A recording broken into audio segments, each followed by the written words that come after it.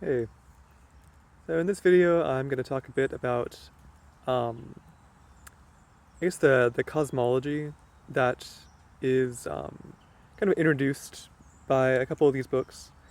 It's I think I'll frame this around Dolores Cannon's book, The Convoluted Universe, but it's I think the at least the way I'm gonna like present an understanding of it, it is the same thing that they're talking about in the Law of One, because um, essentially the Law of One is it's like a more focused form of what Dolores Cannon is doing, where they're both a type of hypnosis where they're channeling at least what claims to be like a higher intelligence. And the cosmology that I'm talking about in this case it isn't so much a theory of like stars and planets, because that's what you talk about with like scientific cosmology. But what I'm going to talk about here is more the idea of like how the universe is structured on a spiritual level. And I've already talked a lot about this when talking about the Law of One, where they describe the different densities, and you can see that as essentially different like levels of the universe that are kind of separated from each other, but have a lot of influence on each other, like top down and bottom up, I guess you could say. Where like we're on the third density, and there are beings on the fourth density, and they can have some effect on the third density, but in a lot of ways they are like their own smaller universe. I shouldn't say smaller. Their own part of this large universe, just like we are in our own part. And from that perspective, you can kind of see that the scientific cosmology that we have, which talks about like the laws of physics and uses the observations of telescopes and other scientific instruments, is really a cosmology based only on the human experience, as well as the experiences that we can observe that are lower than us. So like the animal experience, or the very basic like just like the like bacteria, or like things that are at the very base level of like just barely separate from the what we consider like the dead universe essentially. But the way I'm titling this video is an optimistic cosmology that I'm going to present, because the scientific view in a lot of ways is just like a pessimistic way of seeing things, where we say the universe is dead and humans are the highest form of intelligence and everything else is lower than us, and basically like this is the best it gets and everything else is inactive and unimportant. And there's a lot of different laws and rules we can make that seem to govern what's going on, but we have we have the final say about reality. That's like the pessimistic scientific view. But what especially the Dolores Cannon stuff presents is a way more optimistic view, that instead of looking down, it looks directly upwards. And basically the way it talks about it is it claims that above us is more and more life, and that what we consider to be dead matter is just a manifestation of like higher forms of life that just project themselves down into the simpler universe in a way that appears to be inactive, but is actually far more active than what we experience. And hmm, and yeah, that is essentially the basis of this discussion, sure, discussion. And from there, I'm going to kind of talk about just how this sort of higher universe would interact with ours, and the ways in which it just makes like our small part of this world feel like it's part of something bigger, but part of something bigger that is like a good thing, rather than the way that a lot of people feel that we're a part of something bad and we're just like struggling to get by. I don't know how many people really feel that, but definitely with the loss of religion, people like favoring like rational science over like Christianity or Buddhism or whatever they've come from. It leads to that type of pessimism a lot of times. But yeah, so I think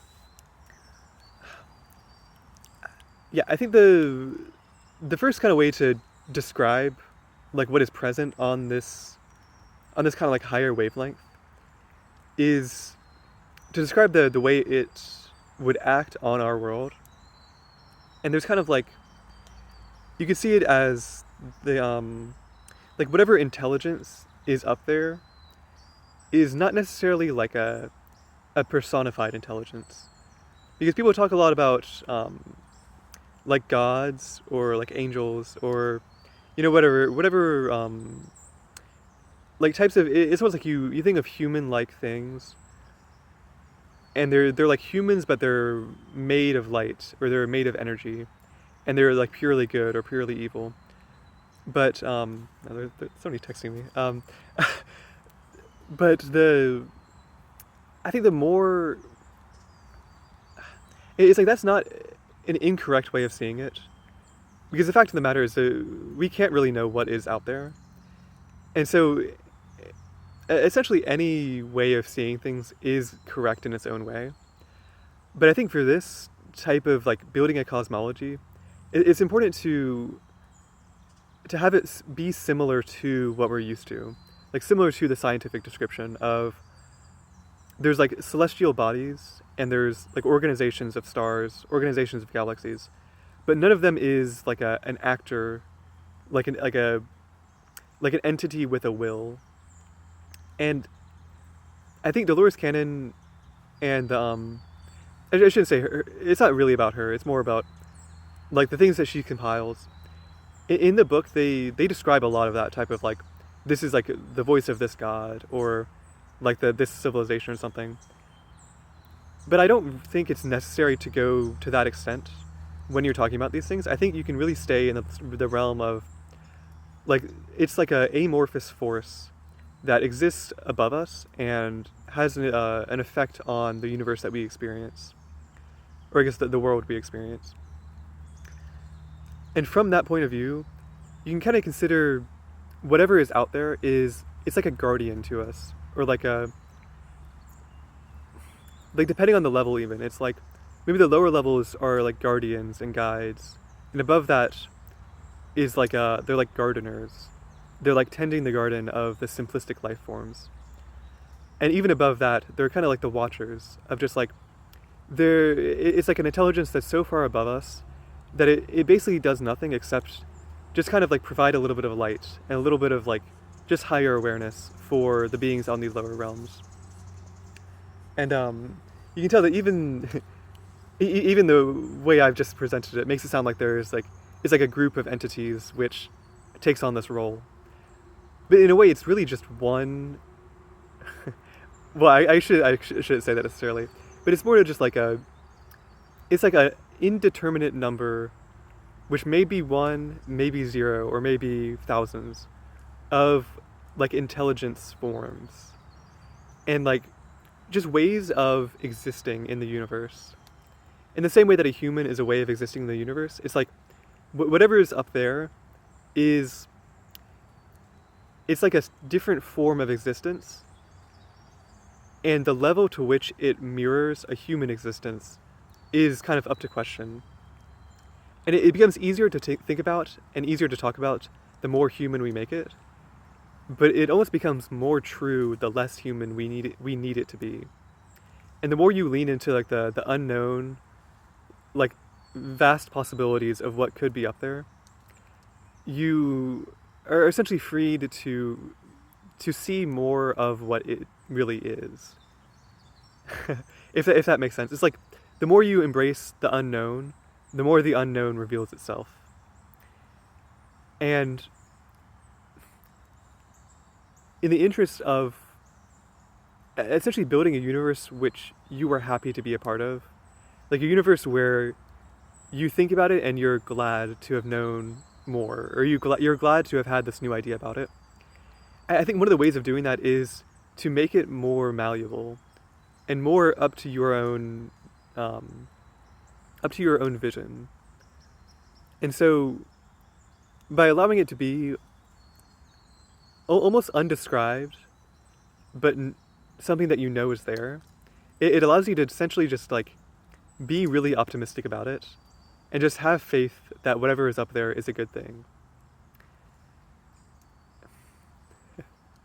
And yeah, if you, I like to be able to say this, if you're a long time viewer of the channel and you've seen the way I talk about things in other videos, I tend to be very like theory heavy and really wanting to like define like this is what's present in this level and this is what is present in this other level and like this is what you can do with it. And I think for the most part that is the lens that I use to describe these things. But I'm realizing the kind of the power of the like Dolores Cannon and her like Convoluted Universe books. The power of them is to essentially tell stories about a universe that is unknown, and it's like legends from the unknown universe, and you kind of just like let yourself be taken away, and just like have faith that yeah, you know, like excuse me, camera moving. I don't really know what is out there, and I don't know if what she's describing or her patients are describing are, you know, real or verifiable. But the things that it describes are very pleasant and very like harmless. It's like a heavenly and harmless and just kind of beautiful. And in that way, it doesn't take a stance to follow those stories and to imagine what they might mean. It's sort of just a lighter way of just like enjoying what could be true and not needing it to be true necessarily. And I think this kind of gets into yeah, almost the division between optimism and pessimism, which yeah, maybe is a good way to do this because since I'm going to put that word in the title, I might as well talk about the topic itself. And I think in a way when you're really optimistic about things, you don't really need to figure anything out. You just kind of know, like you just have faith. You just have like you're almost like loyal to something that you don't need to understand because your life is going well and whatever forces are at play, they are favoring you and are making your life better. So you don't really need to like you don't need to look up and understand what's going on. You just need to like look forward and enjoy the light that is shining on you. And that's just not how I tend to do things as like a person who takes action in this world. My actions are usually more pessimistic, where I essentially just don't trust things. And I'm always trying to like I'll accept whatever kind of like I accept the grace that I'm given, but I also resist the tendency to relax into it. It's like I enjoy the sunlight of it, but I also realize I need to keep working because even if the sun is going to help the plants grow, I need to be there to tend the plants and plant new ones. And I don't know. Yeah, it's almost like I'm unwilling to take the role of the third density being that in a lot of ways I am, you know. And to put it in the words that I talked about in this video so far, it's like if you consider the human existence is like the middle level, and above that are like the gardeners and the guardians, and the ones who are kind of taking care of the world that they are no longer a part of, or the world that they exist above it, and they have compassion for the beings that are kind of stuck in this lower level. And it's like as a being in this lower level, I almost like refuse to accept that I don't have the power. It's not the power, but like I don't I'm always trying to go up to those higher levels. And that manifests itself as seeming very pessimistic, and in a lot of ways being pessimistic, and always like trying to form more understandings and more theories, and almost like more ways to get up there. And the irony, of course, is that as as lower dimensional reflections of higher dimensional beings, we are already the beings that are up there, and we're just like an emanation of their light taken form in this material world. But because of that, we don't quite understand what our place is, and I'm essentially one of the people who is always trying to understand. And like no matter what answers I get, I'm always going to keep trying to understand things and keep working to go upwards no matter how high I get, kind of. But it's one of those things where having access to a book like The Convoluted Universe, or just like the basic understanding, the basic like worldview that is very optimistic and very accepting of things, it it kind of, for someone like me, it acts like a way of grounding myself, and a way of just like taking a moment to relax and accept, I try so hard to understand things, but on some level I don't need to understand things because there are benevolent forces above us and benevolent forces below us too, in like the animal world and the world of matter. And so yeah, I guess if you relate to me on that level, which I have a feeling a decent number of people do, even outside of the spiritual, kind of like the spiritual community type of thing. I think just understanding the way that you can interact with this type of faith-based system is very useful because you can because the key is interacting with it in a way that doesn't prevent you from going towards that further understanding, and it doesn't involve giving up your individuality, because my way of interacting with this type of thing is still very individual, and I'm still completely in my own, like, it's like my view of this world. And even if the world is one which tells you to be faithful and tells you to not question things, you can still question it, and it's not like you're going to be like kicked out of it or something. Like it's not like a church or like a cult where you go there and you have to listen to the preacher, and if you raise your hand and ask a question, you're going to be kicked out. It's more like one of those things where you can listen to what the preacher says and marvel at the beauty of it, but all the while you can ask more questions, and maybe those questions won't be answered, or maybe they can't even be answered, but you'll never be punished for asking questions. And because of that, you always have a way out. And the way out is simply to ask, is this true? Or is this useful to me? Or do I have a better way of understanding things that I could create for myself? And yeah, I think that gives a pretty good picture of, yeah, basically just like what this type of optimistic universe, this optimistic cosmology can do for you. Or basically just what it does for me. I guess talking about what it does, I worry I sound a little bit like a like somebody who's trying to like convince you of something, like a salesman for a religion. I really don't like that. I don't like that character of that archetype. That whole like, I know the answer and you can join our cult to find the answer to or something. I'm definitely never gonna do that. But yeah, I guess, yeah, getting into more my place in things. I am learning how to explain things, but also learning how to like kind of like offer these things to people. Because like offering like a very rational understanding feels easier because it's so clearly not about me. And it's about this thing, and it's like tools I've made to understand this thing. That's like the pure rational stuff, but something like this that feels more personal and more about like my relationship with it. It it causes like a concern in me.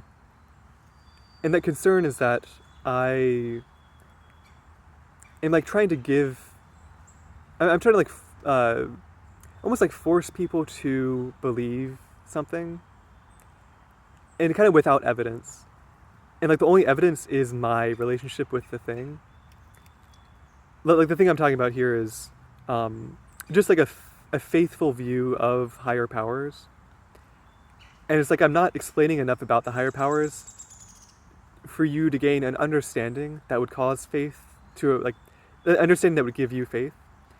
It's more just, I'm telling you that I have faith in it, and that even without too much understanding, I think it would benefit you to also have faith. And you can kind of see that that doesn't, if that's all I ever said, I wouldn't like that. Like, as an outside observer, I wouldn't want a channel like this that was always talking about just believe it. And I'll tell you a little bit, but just belief is the most important thing. Because I just fundamentally think that belief is very useful as a tool, but is only a tool. It is not, it's not like the ground, it's not like the frame, like the, it's like belief is like a tool that you can use to build your framework, but the framework is not built on belief. The framework is built on, I don't know what, something else, you know. But the belief is kind of like a, it's just a component of things, and sometimes it takes the main stage and kind of allows you to rest for a bit and stop needing to, like, it takes away the need to understand things, the need to piece things together and take things apart. But yeah, it's never the only thing that's there. And yeah, I think that's about it. I'm trying to think what else.